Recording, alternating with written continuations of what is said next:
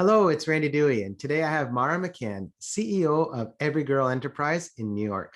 I loved our earlier chat and all the things that you're up to, and you certainly are a very aggressive lady with lots going on in your company. And our audience really loves to hear stories and stories of great leaders and how they, handled unexpected crises. So tell me, explain a time when you experienced an unexpected crisis as an executive, and how did you lever that for an opportunity for growth?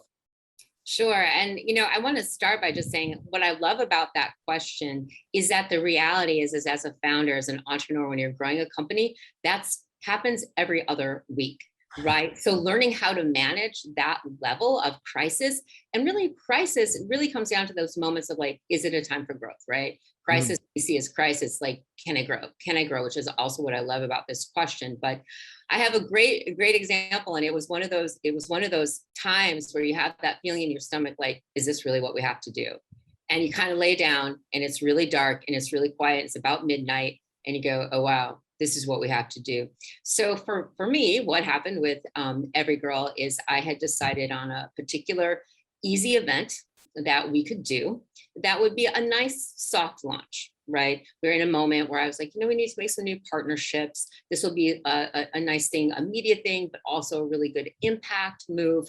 Let's, start a small event. I gave myself about 2 months, this is plenty of time.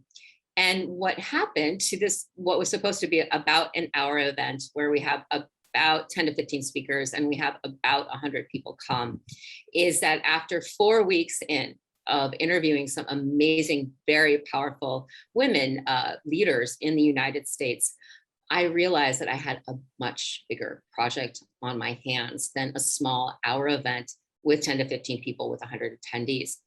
And I kept thinking, I can't go back now the Mhm. last 4 weeks and tell all these amazing women who I look up to and respect that I'm going to postpone this event.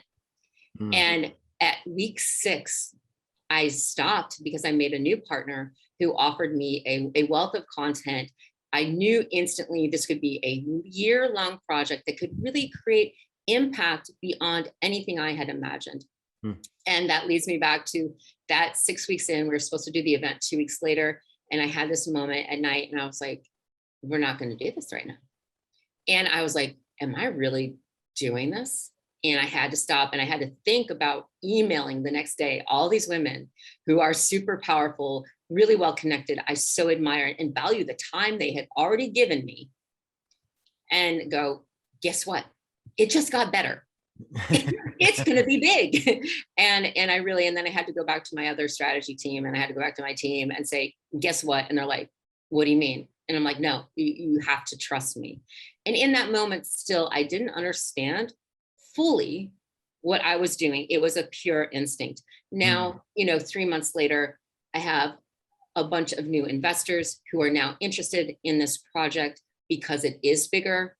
I've allowed it to grow into multiple different revenue streams, which I didn't predict from something that was simply in my mind going to be an hour-long event. So I think as an entrepreneur, there are these times where it's very creative and you get that moment, that gut instinct, and you go, I don't know why I'm doing this, but I know this is what we're supposed to do, and you have to trust me.